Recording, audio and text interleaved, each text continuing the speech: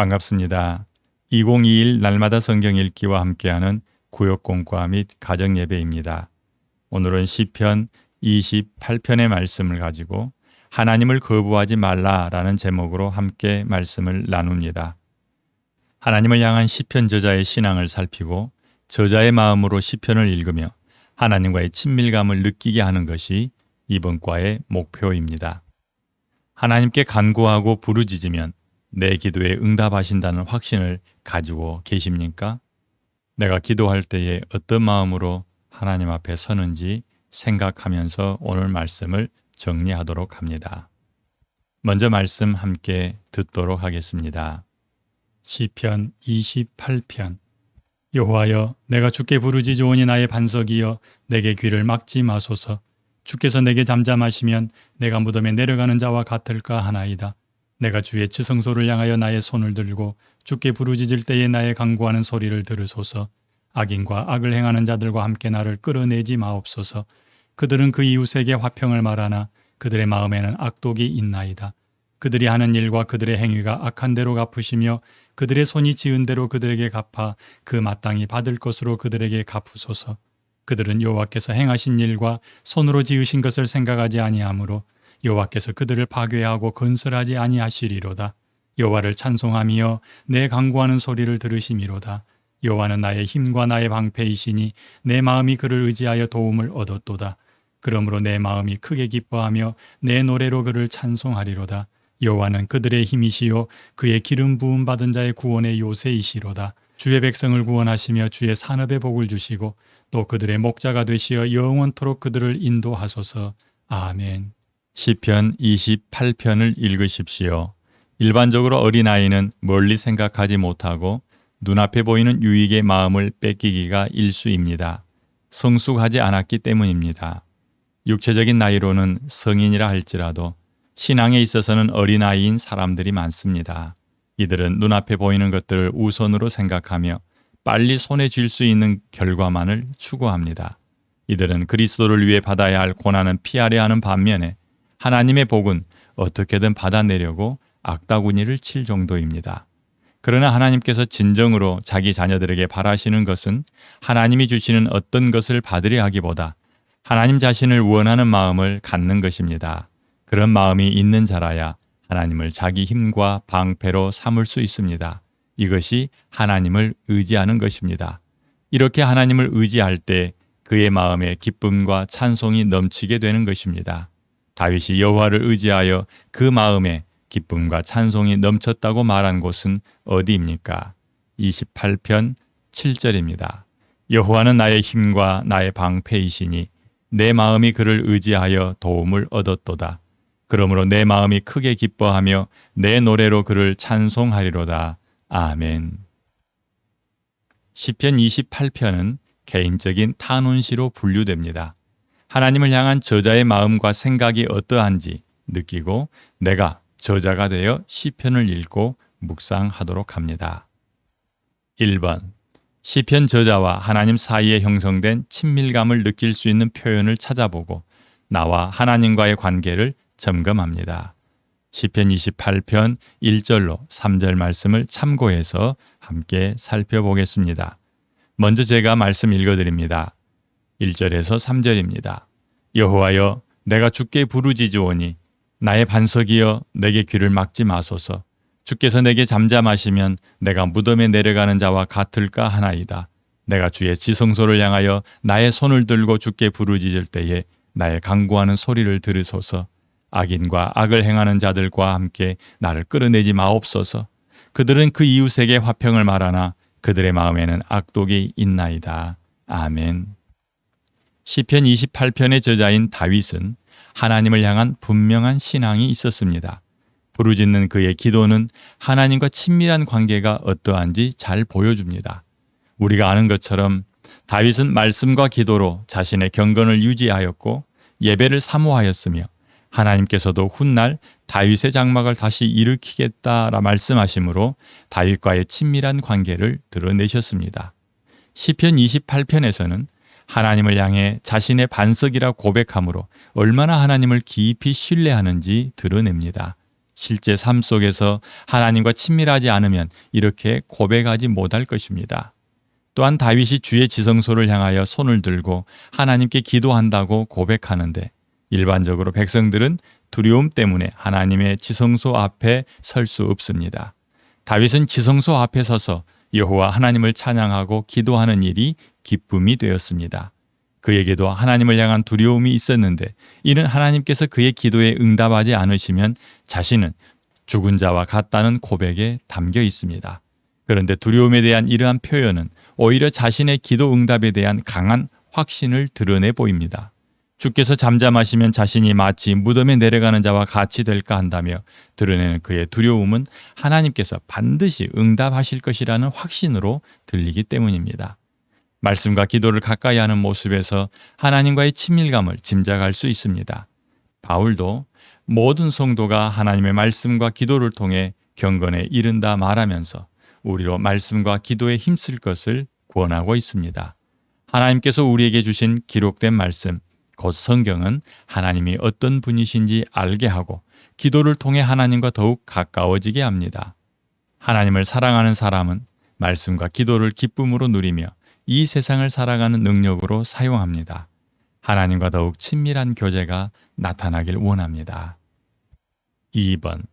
악인이 가진 특징이 무엇이며 그들이 하나님으로부터 마땅히 받아야 할 심판은 어떤 모습입니까?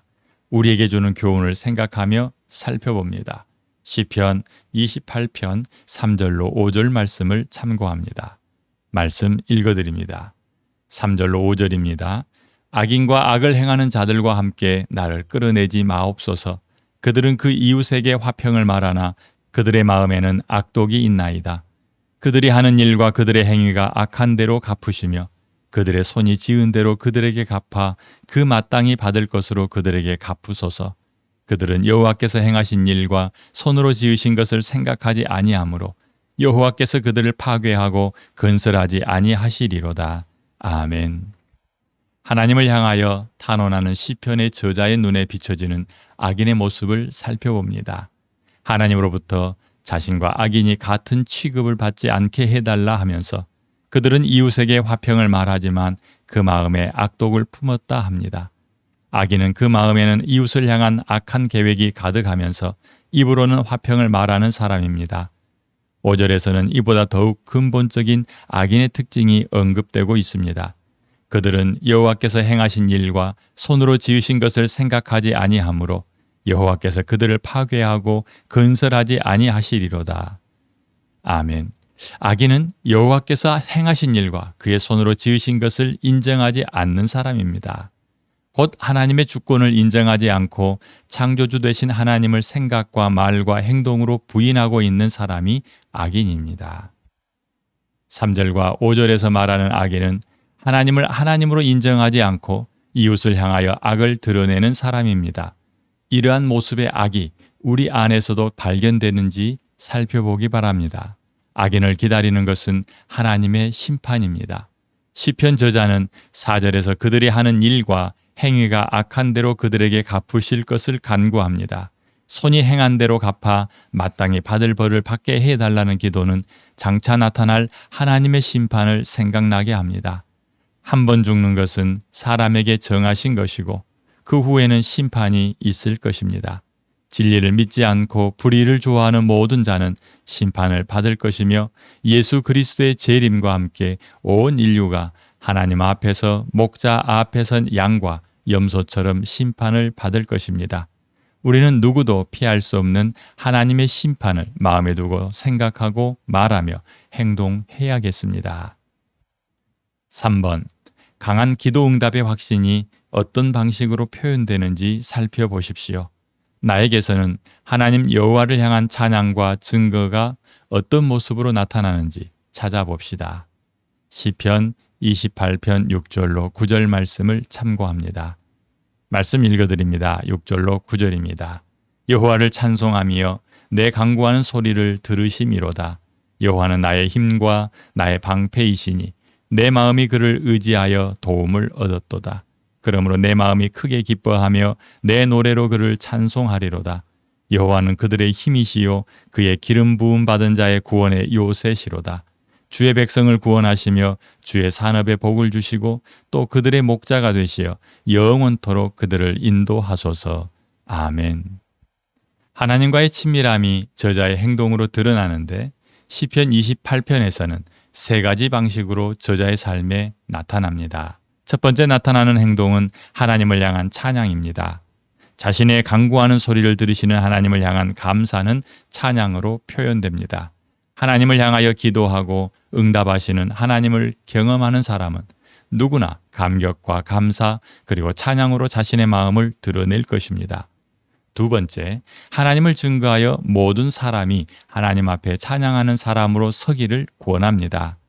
저자는 자신뿐 아니라 하나님의 백성인 이스라엘이 하나님 앞에서 같은 경험하기를 권하므로 자신과 하나님과의 친밀함을 증거합니다.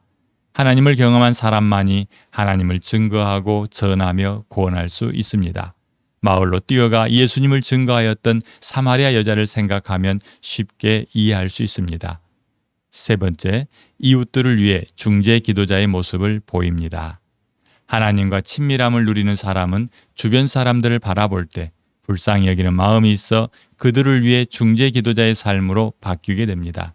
이웃을 향한 비난과 비판하는 모습이 아니라 불쌍히 여기며 그들을 위해 하나님 앞에 기도로 나아가는 삶이 성도의 아름다운 삶입니다. 우리 안에 거하시는 성령께서 우리를 이러한 모습으로 인도하시길 간구합니다. 정리합니다. 하나님과의 친밀한 관계를 유지하는 것은 항상 지금 일어나야 합니다. 과거 친밀했던 경험으로 현재와 미래를 담보할 수 없습니다. 항상 지금 하나님과 친밀함을 유지해야 합니다. 말씀과 기도로 채워진 친밀함으로 행복해하기 바랍니다. 오늘 함께 살핀 말씀을 구체적으로 적용합니다. 첫째, 기도하는 시간을 누리며 삽니까? 기도를 의무로 합니까? 그렇지 않으면 하나님 앞에 서서 하나님을 찾는 그 시간을 가장 기뻐하고 즐거워합니까? 2번, 하나님을 인정하지 않으려는 시도가 어떤 모습으로 나타납니까? 하나님을 부인하는 내 말, 내 행동, 내 생각들이 있는지 점검하시기 바랍니다. 셋째, 하나님과의 친밀함이 내 삶을 어떻게 변화시켰습니까? 하나님과 사이에 친밀함이 있다면 그 친밀함 정도에 따라서 우리의 삶이 달라질 것입니다. 여호와의 지성소 앞에 서서 두려워하지 않았던 다윗을 생각하며 하나님과 나 사이에 생겨난 친밀감을 돌아볼 수 있기 바랍니다. 기도합니다. 은혜로우신 아버지 하나님 감사합니다. 하나님 앞에 서서 기도하며 그 시간을 기뻐하고 즐거워하는 다윗을 보면서 나는 부러워하고만 있지는 않는지 돌아봅니다. 아버지 하나님, 기도 시간이 가장 기쁘고 즐거운 시간이 되게 하옵소서. 하나님 앞에 서서 하나님을 인정하고 하나님을 바라고 하나님을 구하는 그 시간을 귀하게 여기게 하여 주시옵소서. 하나님과 친밀함이 나타나면 나타날수록 하나님 앞에서 우리의 삶이 변화될 것입니다. 하나님을 닮은 성품으로 또한 하나님을 닮은 생활로 우리의 삶의 모습들이 나아가게 하여 주시옵소서. 감사하며 예수님 이름으로 기도합니다. 아멘.